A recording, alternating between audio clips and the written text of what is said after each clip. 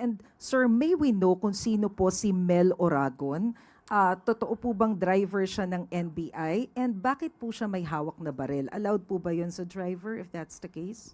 Well, sa ngayon po, when binalidate po namin yung pong aming records ng aming po mga ahente at mga employees, siya po ay hindi po opisyal na empleyado ng NBI.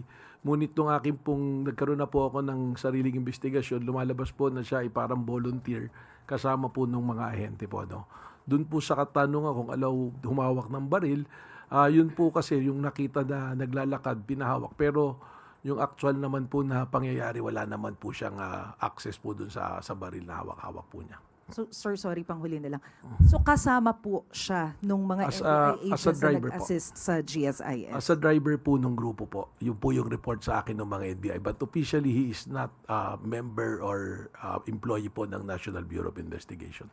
Kasi po sa mga operation po namin, just to educate po ang ating pong publiko, lahat po, pag operations po kasi, meron po talaga mga tinatawag na force multipliers, yung mga volunteer po.